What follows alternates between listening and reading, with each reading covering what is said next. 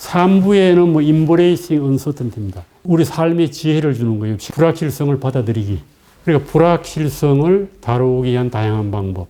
불확실성은 어떻게 다루냐라고 하는 것이 자녀 양육이나 대인관계나 커리어 같은, 이거 뭐 스펙이라고 그럽니까? 그런 거에 영향을 미친다. 이걸 잘 알면은 이런 것을 좋게 하는데 도움이 된다. 그런 얘기겠죠. 그러니까 중요한 것이 살아가는데 애 잘 키워야죠. 대인관계 잘 해야죠. 그 다음 커리어, 좋은 커리어 쌓아야죠. 그러나 이건 되게 주관적이라는 거예요. 동일한 현상을 보더라도 어떤 사람은 불확실하고 불안해하고 어떤 사람은 그렇지 않고 어떤 사람은 종결 욕구가 강하고 어떤 사람은 안 강하고 그래서 사람마다 다 다르다는 겁니다. 그러나 이제 자기의 위치를 알고 어떻게 해보자. 또 나아가서는 그럼에도 불구하고 심리학적으로 이런 정신을 유지하는 것이 너에게 좋다. 이런 거 심리학적 원리가 있겠죠. 그런 얘기를 이 사람이 많이 하고 있습니다. 그래서 주관적 불확실성 때문에 일어난 문제들. 다 나쁜 거죠. 인간 행동의 동기, 분류해서 가치와 예상으로 설명을 합니다. 가치는 어떤 일이나 결과의 바람직함 또는 바람직하지 않음을 얘기하는 거고, 예상은 어떤 결과가 일어날 가능성에 대한 느낌입니다. 그래서 여기서 우리가 비관주의와 낙관주의를 나눠. 이건 많이 쓰던 거죠. 그러나 이걸 이제 심리학적인 용어로 재해석을 해주는 겁니다. 낙관주의자가 뭐야? 심리적으로는 인간이 뭐예요? 인정하고 다른 사람으로부터 영광을 받고 싶어 하죠. 사람들이 일반적인 거 아니에요? 영광 홀로 받아서 기독교인들 좋아하는 말 아니야. 영광은 대단히 중요해요. 그로리, 인정받는 거. 이것이 앞으로 좋아질 것이다. 상승할 것이라고 믿는 게 뭐예요? 낙관주의입니다. 우리 뭐 그런 사람도 뭐라 그래? 저 새끼는 근거 없는 낙관주의자다. 그러나 심리적으로는 그게 좋다는 거예요. 낙관주의자가. 그러나 비관적인 사회적 여건은 너무 많죠. 포프 같은 사람은 낙관주의가 되는 것은 도덕적 오해입니다. 이런 얘기를 해요. 왜 그러냐면 비관주의가 돼서 우리가 아무것도 할 수 없다는 거야.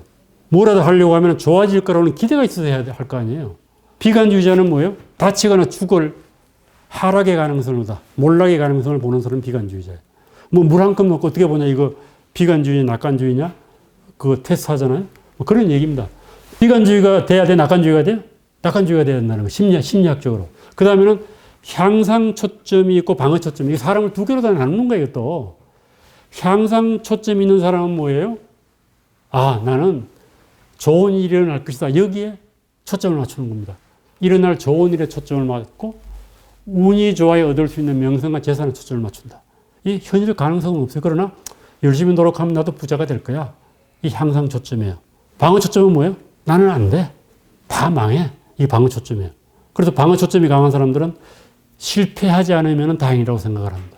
이것도 인간의 심리예요. 그리고 이제 누구는 낙관주의고 누구는 비관주의자고 누구는 향상 초점이 강하고 누구는 방어 초점이 강하냐. 성장 환경이 얘기해요. 과거, 현재 영향을 미치니까. 그 다음에 가족 역학관계. 집안에서 맏아들이냐 막내냐. 이 맏아들이 문제가 많아. 그 예를 하나 듭니다. 아주 그 좋은 집안에 막내하고 맏이 있었는데 부모들은 맏이에 대한 기대를 너무 많이 해요. 이래야 된다, 저래야 된다. 막내는 아무 기대가 없어. 그런데 결과적으로 어떻게 했어요? 맏이는 망하고 막내가 성공했어요. 막내는 그냥 아무 기대가 없으니까 지 하고 싶은 대로 한 거예요. 부모가 하고 싶은 대로 해라. 이게 집안의 역학관계예요. 이것도 영향을 미친다는 겁니다. 양육이 결정적인 영향을 미친다. 아이가 잘하면 보상을 하고 그렇지 않으면 애착을 거두는 방식의 양육은 향상 초점형 정서 반응을 키운다. 너무 무반응을 해도 안 돼요. 잘하면 보상을 해주고 못하면 애착을 거두라. 관심이 없는 것처럼. 아이가 잘못하면 벌을 주고 부모들 그런 부모 있어요? 잘하면 무덤덤하게 반응을 보여라. 이 반대로 하는 거예요. 이거는 뭐를 키워요? 향상 초점이 아니라 방어 초점을 키운다는 겁니다. 뭐 꼭 그렇지 않겠죠. 그러나 심리적으로 실험을 해봤더니 그렇다는 거예요. 뭐 몇백 명을 조사했는지 몇천 명을 조사했는지 모릅니다만. 그래서 향상 지향형의 양육 방식.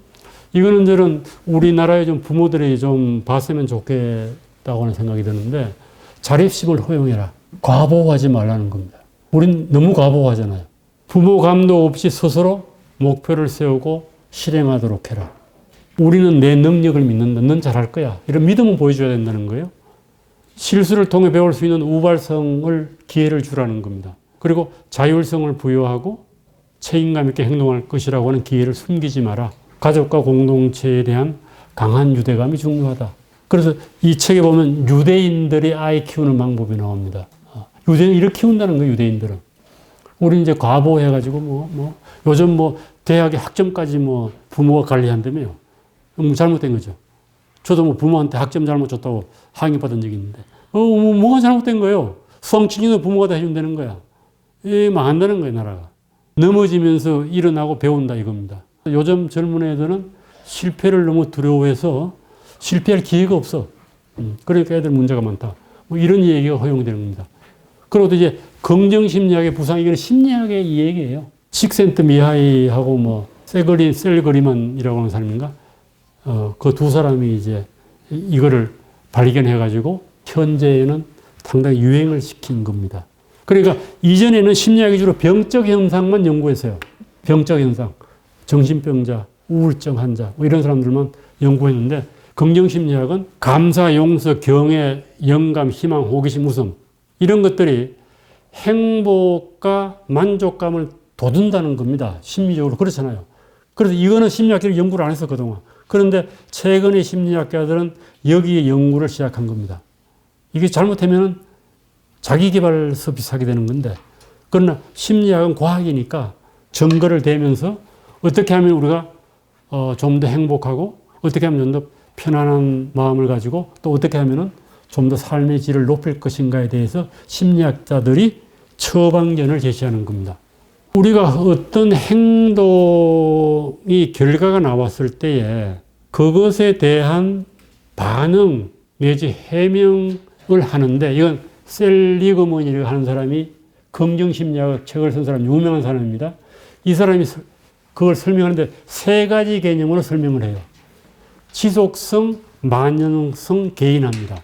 지속성은 긍정적인 일이나 부정적인 일이 지속적인 속성 때문에 나왔는가, 그렇지 않은가 합니다. 예를 들어 내가 시험을 못 봤어. 그것을 설명하는 방식이 두 가지라는 겁니다. 어떤 놈들은 난 시험을 잘 못 봐, 원래. 어려워서 그래. 나는 공부도 못하고. 이런 사람들은 시험 못 본 것을 만연성이에요. 자기의 모든 행동으로 보는 거고. 시험 못 봤는데 어떤 놈은 그래. 오늘 재수가 없어요. 그래서 아침에 말이야, 엄마가 짜증을 내가지고 내가 시험 망쳤다. 이런 놈들 있잖아요. 이거는 그 실패가 일부에만 국한된 거로 보는 거예요. 어떤 게 더 좋은가? 셀리그만은 지속성으로 보는 게 나쁘다는 겁니다. 시간적 개념이죠. 나는 항상 그래. 이거 나쁘다는 겁니다. 그 다음에 만연성은 학력력이 잘 풀자면 그것을 학대 해석한다. 내가 연애가 잘 안 되면은 나는 연애도 못하는 놈이 직장에서 인정받을 수 있겠어? 이렇게 모든 능력을 학대하는 거예요. 공부도 못하는 놈이 뭔 잘하겠어? 우리 부모들 그러잖아요. 우리 말로 지는 게 뭐야? 안에도 새는 바가지 밖에도 샌다 이거 아니야? 이거 나쁜 거라는 거예요, 심리적으로. 이해돼요? 세 번째, 이거는 상당히 이중적이에요. 저는 이게 생각을 좀 바꿨는데, 개인화입니다, 개인화. 이거 뭔가 쉽게 얘기하면, 부정적인 결과가 나오면은 나의 탓인가, 외부 환경 탓인가? 이러면 어떤 게 좋은 것 같아요? 저는 부정적인 결과가 나오면은 나의 탓으로 봐야 된다고 생각을 했어요, 지금까지. 여러 가지 이유가 있어요. 왜 그럴까? 첫 번째 이유 하나는 남은 못 고치니까. 내가 나를 고칠 수 있잖아요. 그리고 남의 탓은 뻔뻔스러워, 사람들이. 지 잘못 인정 안 하고, 너 이 새끼 왜 지각했어? 그러면은, 잘못했으면 이렇게 안 나오고 애들 뭐라 그래요? 차가 늦게 왔어요. 신호등이 오래 안 바뀌었어. 이런 놈들이 많거든요. 실제로 물어보면 그래요. 잘못되고 안 늦겠습니다. 한마디 하면 끝나는 거야. 그러면 이제 이 얘기가 길어지는 거지. 그런데 그 반대라. 캐톨릭에서 뭐라고 그랬어요? 내 탓으로 소리다 붙여 다닌 적 있죠. 그래서 우리 사회에서는 좀 반성 좀 해라. 남 탓하지 말고 반성해라. 정치인들도 보면 지난 정부가 잘못해서 그렇다는 등 지금 국회에서 잘못해서 지 책임 인정 안 하는 거예요. 그런데 이거는 이제 이 사람은 그게 좋다는 거야. 남 탓하는 게. 개인하지 말라는 거야. 자기 잘못을 인터널라이즈 하지 말자. 내 잘못이다. 이렇게 하지 말라는 거예요. 그것이 심리적으로 좋다는 거예요. 그래야지만이 자신감을 잃지 않는다는 겁니다. 지속적 만연성, 개인성에서 지속적이 아니고 만연이 아니고 내 탓이 아니다. 그래야지만이 그 사람의 심리작용이 좋아서 계속 성공을 한다는 거예요. 운동선수가 못하면 지가 잘못했다고 그래놓고 심판 새끼가 더러운 놈 만나가지고 그렇다. 이렇게 설명하는 놈이 건강하고 다음에 잘할 가능성이 높다는 거예요. 자기 반성하는 놈보다. 내가 잘못해서 그렇다. 이런 사람들은 발전을 안 한다네. 조사를 해보니까 심리 실험을 해보니까 그렇다는 거예요. 그건 묘하죠? 그럴 것 같기도 해요. 계속할 용기를 가지려고 하면은 그렇게 남 탓하라는 거예요. 그리고 끈기라고 그리트라고 하는 책 번역돼 나왔죠. 이게 대단히 중요한 겁니다. 계속할 용기가 필요해. 실패를 하든 성공을 하든 힘을 잃지 말고 계속해야 돼. 뭐든지. 이래 성공을 한다는 거예요. 좌절하지 말고. 이걸 그리트라고 그래요. 끈기, 뚝심. 이게 인생에 대단히 중요하다는 겁니다. 한 번 실패했다고 해서 좌절하지 말라. 그리트라고 하는 이것이 외국에도 상당히 이제 관심을 받았던 책입니다. 우리나라 번역되어 있어요. 낙관주의도 연습할 수 있다. 내가 비관주의로 생각하면은 어떻게 낙관주의가 되지? 이거 잘 안 되잖아요. 자기 마음 못 바꾸잖아요. 솔직히 얘기하면은. 이 사람은 심리적 처방 제시합니다. 첫 번째, 비이성적인 마음을 갖지 말라. 사람 만나다 보면 그런 사람들이 있어요. 저게 아닌데 이런 사람들이 있어요. 그걸 무슨 콤플렉스라고 그러는데 전부 칭찬받으려고 하는 콤플렉스 있죠. 착한 사람 콤플렉스라고 그러나? 그런 거 있죠. 들어봤어요? 착한 사람 콤플렉스. 나쁜 사람이라고 하는 인식을 남한테 받는 걸 두려워하고 공포감을 느끼는 겁니다. 그래서 그 대표적인 게 뭐야? 내가 시도하는 일마다도 성공해야 돼. 이거 근거 없는 믿음이라는 거예요. 만나는 사람마다 모두에게 호감을 얻어야 돼. 이게 착한 사람 콤플렉스거든요. 이런 믿음 버려라. 그럴 수 없잖아요. 별놈이 다 있는데 내가 어떻게 맨날 좋은 인상만 받아요? 뭐 일이 다양하게 하는 건데 어떻게 계속 성공을 해? 이걸 뭐라고 그랬어요? 비이성적인 믿음이라고 불렀습니다. 이 사람은. 이거 버려라. 두 번째로는 뭐예요? 논박을 활용해라. 자기가 비이성적인 믿음을 가지고 있으면 그 반대 사례를 찾아보라는 거예요. 아닌 사례를. 그래 계속 논박을 하는 거예요. 포파 용어인데 그게 아니라고 하는 경험적 사례를 찾거나 아니라고 하는 생각을 하라는 겁니다. 그것이 낙관주의가 된다는 거예요. 그리고 이런 얘기도 낙관주의자는 그렇지 않은 사람과 비교해서 심혈관이 튼튼하고 면역력이 높고 기억력 감퇴가 덜하다. 이해도 해요. 그러니까 좋다는 거예요. 낙관주의가. 특히 나이 든 사람들이 낙관주의를 나이 들면 자꾸 비관주의가 되죠. 낙관주의가 돼. 이게 건강에 좋다는 거예요. 그리고 아이를 낙관주의로 기르는 법. 기분 나쁜 감정과 분노는 삶에 일어나는 일들의 원인에 대한 생각에 따라 생깁니다. 불교에서 그런 얘기를 하잖아요. 일체 유심조 이렇게 얘기하잖아요. 그러니까 모든 거는 마음에 달렸다는 거야. 객관적으로 불쾌하고 분노할 일이 없다는 겁니다. 그러니까 제가 간혹 동영상 법륜스님 설악산에 가란다면 설악산이 좋아 네가 좋아 이렇게 물어요. 그럼 뭐 설악산이 좋은 걸 알아요? 내가 좋지. 왜 그래? 마음에 달렸다는 거예요. 마음에. 내 마음에 달렸다. 꼭 그런가? 맛있는 고기 없는 고기는 있는데 분명히 그건 마음에 달린 게 아니잖아. 그러나 이론적으로 그렇다는 겁니다. 그러니까 애한테 그 감정은 네가 마음 맞게 달린 거라 이렇게 교육시키라는 거예요. 한 번 실패가 평생의 실패 아니다. 실패해야 성공한다. 이 얘기도 마치 사업 성공한 사람들 무수히 많은 실패를 하잖아요. 비관적인 해명을 낙관적인 해명으로 바꿔주라. 그래서 감정은 사고방식에 따라 달라. 이게 우리 인간의 감정이 막 이렇게 일어나잖아요. 그거는 네가 어떤 생각을 하느냐고 사고방식에 따라 이런 거 하라는 겁니다. 사고방식 이론을 또 쭉 내요. 고정형 사고방식과 성장형 사고방식. 어떤 사고방식을 가져라? 성장형 사고방식을 가져라. 사람은 끊임없이 변한다는 겁니다. 이 사람은 지능까지도 변한다고 그래요. 그래서 끊임없이 배우고 학습해라. 꾸준한 배움과 지속적인 발전이 성공에 이르는 길이다. 이게 성장형 사고방식이야. 고정형 사고방식은 픽스됐다고 보는 겁니다. 너는 맨날 그래. 이건 고정형 사고방식이야. 나는 안 되겠다. 고정형 사고방식. 그래서 인간은 끊임없이 죽을 때까지 성장한다. 그런 얘기입니다. 오늘 이제 불교적 관점을 재미있게 소개 하나 하고 있습니다. 우리에겐 그렇게 뭐 낯선 건 아니에요. 서양 사람들에겐 낯선 것 같아요. 그래서 불교는 기본적으로 불확실성을 수용해라. 좋고 나쁜 게 없다. 색적 시공, 공적 식성 이런 말이죠. 또 우리 연기설이 얘기하잖아요. 연기설은 죽어서 가는 게 아니고 좋은 감정과 나쁜 감정이 왔다 갔다 한다는 게 사람 심리가. 그게 연기설이에요. 그렇게 해석할 수 있죠. 그래서 결국은 너의 마음을 바꾸라. 너의 마음을 바꾸라. 이게 불교적 사고방식인데 서양은 그렇지 않고 뭐 끊임없이 노력해서 뭐 어떻게 하라고 그러잖아요. 그래서 불교를 치면 무상하다. 상이라고 하는 변치 않는 게 없다는 겁니다. 다 변한다는 거예요. 무명이다. 몰라서 그런 사실을 못 깨닫는다. 일제유심조다. 공이다. 연기다. 또 여기에 세옹지마다. 세옹지마. 이거 우리 알고 있는 고사죠. 여기에 인용하고 있습니다. 그러니까 좋고 나쁜 게 없다는 거예요. 이건 북경에 사는 어느 노인의 말이 적군 적나라로 뛰어간 거예요. 도망간 건가? 그래서 사람들이 야 아깝다고 그랬는데 노인이 두고 보자. 이거 좋은 일인지 나쁜 일인지 모른다는 거예요. 그랬더니 얼마 지났더니 뭐예요? 말이 새끼들을 딸고 몇 마리 데리고 돌아온 거예요. 그래서 사람들이 아 좋은 일이다. 그랬더니 또 두고 보자. 그게 좋은 일인지 나쁜 일인지. 그러다가 또 애가 말을 타다가 뭐 다리가 부러져가지고 뭐 그랬더니 아 또 두고 보자. 좋은 일. 그래가지고 또 전쟁이 나왔더니 애가 안 끌려갔어요. 딴 애 다 끌려 죽는데. 그래 그 얘기는 뭔가 하면 이 좋고 나쁜 게 그냥 뭐 순환하고 그냥 그런 거지. 거기에 대해서 희비 절거하고 하지 마라. 초연해 해라 초연. 뭐 이런 게 불교의 가르침이라는 거예요. 우리가 성공을 해야지 방법 찾지 말고 실패를 피해야지 방법 찾지 말고 뭐 하라는 거예요? 감정적으로 무관심해라. 그래야지만이 내면의 자유와 마음의 평화가 온다. 이것도 그럴듯하잖아요. 그래서 요즘 명상 많이 해요.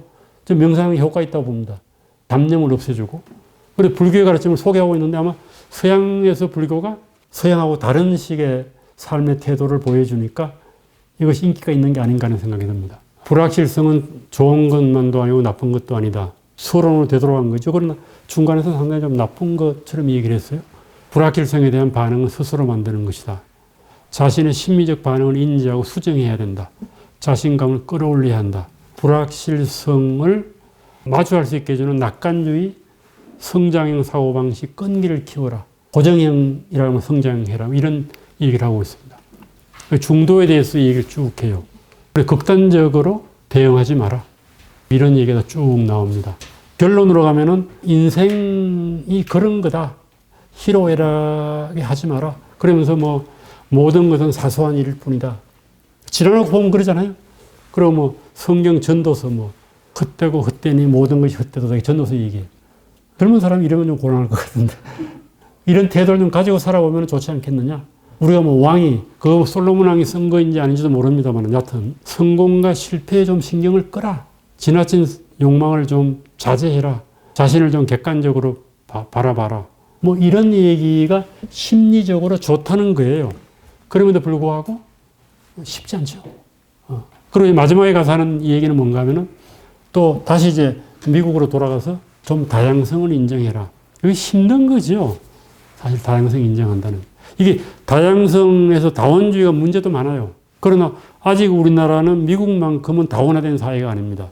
그래서 기껏 요즘 뭐 갈등이라고 이념 갈등, 남녀 갈등 정도인데 미국은 상당히 복잡한 것 같습니다. 민족, 종교, 흑백 갈등 뭐 이런 거 심하잖아요. 우리나라도 아마 그것도 시대가 올 가능성도 높습니다. 다양성을 인정하라는 말처럼 어려운 말이 없어요. 그리고 이거는 이제 철학적으로 상대주의적인 거다. 상대주의. 그래서 민주주의는 상대주의예요. 누가 옳고 누가 틀린 게 아니에요.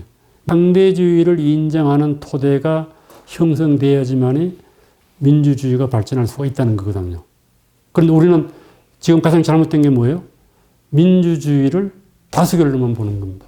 그래서 타협할 생각도 안 하고 저끼리 싸우다가 그 다음에 어디로 가요? 법원으로 가. 그래서 정치의 사법화 이거 대단히 나쁜 겁니다. 정치 영역을 넓혀야 되거든요.